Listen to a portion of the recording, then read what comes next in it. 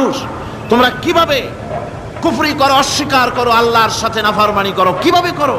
যে আল্লাহ তুমি ছিলে মৃত্যু, তোমাকে আল্লাহ পাক জিন্দা করেছেন, এই জিন্দা থেকে আবার মৃত্যু করবেন, আবার মৃত্যু থেকে তোমাদেরকে জিন্দা করবেন, আবার সেই আল্লাহর কাছে তোমাদেরকে ফিরে আসতে হবে। সুতরাং মানুষ জন্মের পূর্বে সব মৃত্যু ছিল, এ কথা তো আজ বিজ্ঞানসম্মত কথা, বৈজ্ঞানিক সত্য কথা। মানুষ জন্মের আগে মৃত্যু ছিল। কিভাবে?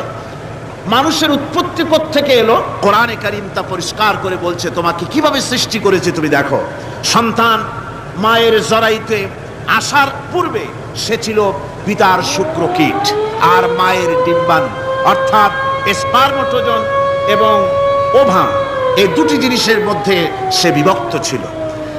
মায়ের বক্ষপিঞ্জর এবং পিতার পৃষ্ঠদেশ থেকে সবেগে নির্গত এক ফোঁটা পানি দিয়ে আমি আল্লাহ পাক তোমাকে সৃষ্টি করেছি। কোরআনে কারীম বলছে, হাল আতা আলাল ইনসানি হিনুম মিনাদ দাহরি লাম ইয়াকুন শাইআম মাযকুরা। মানুষের জীবনে কি এমন এক সময় এসেছিল না যখন সে উল্লেখযোগ্য বিষয় বস্তু হিসাবে পরিগণিত ছিল না? তোমার নাম ছিল না, পরিচয় ছিল না, কিছুই ছিল না, দুনিয়ার কেউ তোমাকে জানতো না, শুনতো না। আমি আল্লাহ পাক তোমাকে সৃষ্টি করেছি। তুমি কোত্থেকে এলে? কোরআনে কারীম থেকে তা জেনে নাও। আল্লাহ রাব্বুল আলামিন বলেন, ইন্না খালাকনাকুম মিন তুরাবিন সুম্মা মিন নুতফাতিন সুম্মা মিন আলাকাতিন সুম্মা মিন মুদগা। আমি রাব্বুল আলামিন তোমাকে সৃষ্টি করেছি, মাটির উপাদান দিয়ে তৈরি করলাম। মা বাপের, পুরুষের স্পার্মটোজন আর মহিলাদের ওভাম দুটোতে মিলে মায়ের গর্ভের ভিতরে নাপাক পানি ফোঁটাকে জমাট রক্তে পরিণত করে দিলাম। এই জমাট রক্তকে গোশত বানালাম, কচি কচি হাড় দিয়ে একটা বডি, একটা স্ট্রাকচার তৈরি করলাম। তারপরে ফাকাসাউনাল ইযামা লাহমা, গোশত দিয়ে, রগ দিয়ে, চামড়া দিয়ে সুন্দর করে ছাউনি দিয়া মায়ের গর্ভের ভিতরে আমি আল্লাহ রব্বুল আলামিন তোমাকে বানাইছি। মায়ের পেটের ভিতরে ফি কারারিম মাকিন, একটি সুরক্ষিত জায়গায় তোমাকে আমি রেখে দিলাম, যেখানে কোনো রোগ, কোনো জার্ম যেখানে পৌঁছতে পারবে না, কোনো অসুবিধা হবে না। এমন একটা জায়গায়, এমন একটা ইন্টেনসিভ কেয়ার ইউনিটের ভিতরে রেখেছি। সুবহানাল্লাহ, একটা ইন্টেনসিভ কেয়ার ইউনিট, যেখানে কোন রকমের কোনো জার্ম প্রবেশ করে বা করবার কোনো ক্ষমতা নাই কারো। এমন একটা যে একটা প্যাকেট, সুন্দর একটা প্যাকেট, একটা কভারের মধ্যে তোমাকে তৈরি করা হলো মায়ের পেটের মধ্যে। তারপরে আজকে তুমি কুফরি করতেছো, আজকে আমাকে অস্বীকার করছো। ওই গর্ভের ভেতরে আমি ইচ্ছে করলে রক্তের পিণ্ডের আকারে মায়ের গর্ভ থেকে আবর্ষণ করে দিতে পারতাম, দুনিয়ার মুখ দেখতে পারতে না। মায়ের পেটের ভেতর থেকে মরা সন্তান হিসাবে বের করে দিতে পারতাম, বিকলাঙ্গ করে বের করে দিতে পারতাম, পঙ্গু করে বের করতে পারতাম, পারতেন না? আল্লাহ রাব্বুল আলামিন বলেন, কেমনে বানালাম? খলাকাল ইনসান, মানুষ আমি সৃষ্টি করেছি মায়ের পেটের ভিতরে বসে। যখন ক্ষুধার উদ্রেক হলো, রুহু যখন এসে গেল, ক্ষুধা লাগলো, খাবারের প্রয়োজন হলো, আমি কেমনে খাওয়ালাম? দুনিয়ার কোনো মা বাপ, কোনো নেতা, কোনো ডাক্তার, কোনো চিকিৎসা বিজ্ঞানী মায়ের পেটের সন্তানের খাবার সরবরাহ করতে পারে না। আল্লাহ পাক বলেন, তুমি কি খাবে? ব্যবস্থা আমি করেছি। মায়ের মাসিক অসুখকে বন্ধ করে দিয়ে মায়ের নাভির সঙ্গে তোমার নাভির সাথে তার লাগাইয়া দিয়েছি, আর ওই তারের মাধ্যমে রক্ত বের করে দিয়া মায়ের রক্ত দিয়ে তিল তিল করে তোমারে বড় করেছি। রক্তটা মুখে লাগাই নাই, মুখে লাগলে পরে নাপাক রক্ত, মুখটা নাপাক হয়ে যাবে। নাভির ভিতর দিয়ে পাস করে দিলাম, মুখটাকে পবিত্র রেখে দিলাম, যাতে করে দুনিয়ায় আসার পর আমার পবিত্র বানানো মুখখানা দিয়া এই দুনিয়ায় বসে তোমার আল্লাহর পবিত্র নামের জিকির করতে পারো। এমন সুন্দর করে মায়ের পিঠের ভিতরে তৈরি করলাম, হাত দিলাম, পা দিলাম, সুন্দর করে বানালাম, এমন নিখুঁত করে বানালাম, তাকায়া দেখো নিজের দিকে, সুন্দর করে বানালাম। এরপরে কি করলাম? সুম্মা নুখরিজুকুম তিফলা। বাচ্চার আকারে মায়ের পেট থেকে আস্তে করে বের করে নিয়ে আসলাম, সুবহানাল্লাহ ওয়া বিহামদিহি। আস্তে করে মায়ের পেট থেকে নিয়ে এসেছি পৃথিবীর বুকে। পৃথিবীতে যখন আসলে তখন তোমার অবস্থাটা কি ছিল?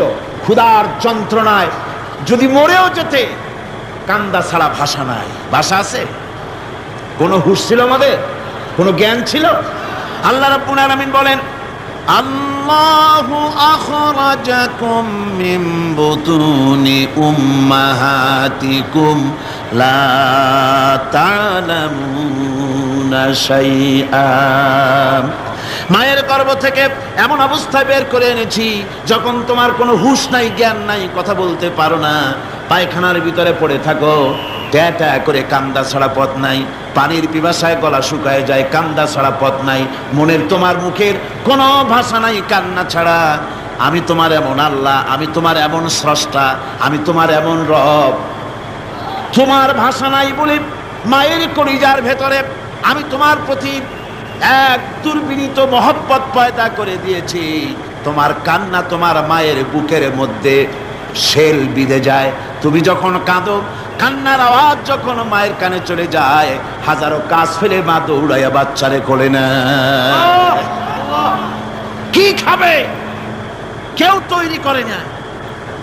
আল্লাহ রাব্বুল আলামিন বলে, বান্দারে দুনিয়ায় আসার আগে তুমি কি খাবে, খাবারের বন্দোবস্ত আমি আল্লাহ করেছি, আমি এমন স্রষ্টা।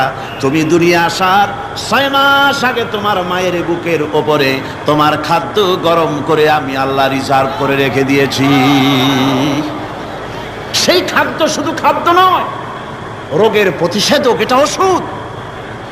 আজ বিজ্ঞানীরা, চিকিৎসা বিজ্ঞানীরা বলছেন মায়ের দুধ সন্তানের খাদ্যের, মায়ের দুধের চাইতে কোনো বিকল্প কিছুই নাই। সন্তান পৃথিবীতে এলে মায়ের প্রথম দুধটা, গ্রামে গঞ্জে অশিক্ষিত এলাকায় প্রথম দুধটা ফেলে দেয়। এটাকে মনে করে এটা খারাপ, এটা খাওয়াতে নাই, তাহলে ধনুষ্টঙ্কার হবে, হাবিজাবি কথা বলে। আল্লাহ দুধ বানাইছে বাচ্চার ধনুষ্টঙ্কার হওয়ার জন্যে। মায়ের ওই প্রথম দুধটা হচ্ছে সন্তানের জন্যে সমস্ত রোগের প্রতিষেধক। সে ছিল পেটের ভিতরে একটা কাভারের মধ্যে, ওখানে কোনো জার্ম ছিল না, কোনো রোগ জীবাণু ছিল না। ও পৃথিবীতে এসেছে যেখানে অক্সিজেনের ভেতরে জার্ম রয়েছে, বাতাসের ভিতরে জার্ম রয়েছে, যার পরিবেশটা খারাপ হয়ে আছে। মানুষের শ্বাস প্রশ্বাসে, নিঃশ্বাসে হাজারো রোগ জীবাণু ঘুরছে। এই রকমের একটা পৃথিবীতে এসেছে। আসার পরে কচি স্বাস্থ্য, কচি শরীর, কচি হার্ট, কচি লাংস, সেটাকে প্রতিরোধ করবে কি করে? সেজন্য আল্লাহ পাক মায়ের দুধের ভিতরে সমস্ত রোগের প্রতিষেধক দিয়ে দিয়েছেন, সুবহানাল্লাহ। আজকের বিজ্ঞানীরা তা স্বীকার করেছেন। অনেক মা তার সন্তানকে দুধ দেন না, নিজের শরীর স্বাস্থ্য ভালো রাখার চিন্তা করে বাচ্চাকে দুধ খাওয়ান না। এটা অত্যন্ত নির্মম কাজ। বাচ্চাকে দুধ খাওয়ালে বাচ্চার সাথে মায়ের মহব্বত বাড়ে। ইউরোপে, আমেরিকায় মাকে মা বলে ডাকে না, বাপকে শ্রদ্ধা করে না, সম্মান করে না। তার কারণ সেখানে মায়েরা তার সন্তানদেরকে কোলে নেয় না, সন্তানদেরকে ফিডার খাওয়ায়। আর আমি নিজের চোখে দেখেছি মায়েরা ইউরোপে, আমেরিকায় যখন শপিংয়ে আসে, তখন রাস্তায় যখন আসে, তখন ওই পুশ চেয়ারগুলিতে বাচ্চাকে শোয়াইয়া বাচ্চা এভাবে পুশ চেয়ারে করে ঠেলে নিয়ে যায়, আর কুত্তার বাচ্চাগুলি কোলে করে ঘুরে বেড়ায়। কুত্তার বাচ্চা কোলে নেয়, নিজের বাচ্চা পুশ চেয়ারে করে ঠেলে। সেই জন্য মায়ের প্রতি সন্তানের মহব্বত হয় না, সন্তানেরও মায়ের প্রতি কোনো শ্রদ্ধা জাগে না। আল্লাহর কি ব্যবস্থা! মায়ের কলিজার মধ্যে মহব্বত পয়দা করে দিয়েছেন আল্লাহ পাক। মায়ের বুকের দুধের ভিতরে আল্লাহ রাব্বুল আলামিন, আল্লাহ পাক বলছেন, আমি মানুষ সৃষ্টি করেছি আর তার সমস্ত প্রয়োজন মিটিয়েছি, তার খাবারের সব প্রয়োজন মিটিয়ে দিয়েছি। দুধটাকে ঘন করি নাই, হজম করতে পারবে না বলে ওই দুধটা সামান্য পাতলা করে দিয়েছি, ওর ভিতরে সামান্য মিষ্টি দিয়েছি। দুধের বোটার ভিতরে একটা ছিদ্র দিলে, চোষা মারলে পরে অনেকগুলি দুধ বেরিয়ে এসে গলাটা আটকে যেত, তোমার কচি কণ্ঠ গলা আটকে যেত, শ্বাস করতে পারতে না। এজন্য মায়ের স্তনের বোটার ভিতরে সূক্ষ্ম সূক্ষ্ম 32টা ছিদ্র করে আস্তে করে দুধ বার করে তোমার জীবন আমি বাঁচাইছি। খালাকাল ইনসান, মানুষ সৃষ্টি করেছি আমি আল্লাহ পাক। সুতরাং যে আল্লাহ পাক এ মানুষ সৃষ্টি করলেন আর মায়ের কলিজার ভিতরে মোহাব্বত পয়দা করে দিলেন, সে আল্লাহ পাক বলছেন খবরদার ওই মাকেও যেন আবার ভুলে যেও না, মাকে সম্মান করে করো, মা বাপকে মোহাব্বত করো, তাদেরকে শ্রদ্ধা করো, বউ পাইয়া সুন্দরী স্ত্রী পেয়ে মায়ের কথা ভুলে যেও না। অনেক সাহেব আছে মায়ের কথা ভুলে যায়, স্ত্রীর কথা অনুযায়ী মায়ের উপরে অত্যাচার করে, এরকমও বহুত আছে। আল্লাহ পাক বলছেন শোনো, وَقَضَى رَبُّكَ أَلَّا تَعْبُدُوا إِلَّا إِيَّاهُ وَبِالْوَالِدَيْنِ إِحْسَانًا।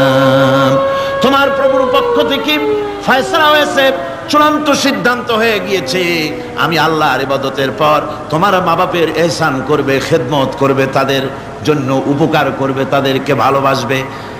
আল্লাহ রাব্বুল আলামিন বলেন মা বাপের সঙ্গে কেমনে কথা বলবে, তাদের সাথে কিভাবে আচরণ করবে, আল্লাহ তাও শিখিয়ে দিয়েছেন। আল্লাহ পাক বলেন ওয়ালা তাকুল লাহুমা ওয়া কুল লাহুমা কাওলান কারীমা।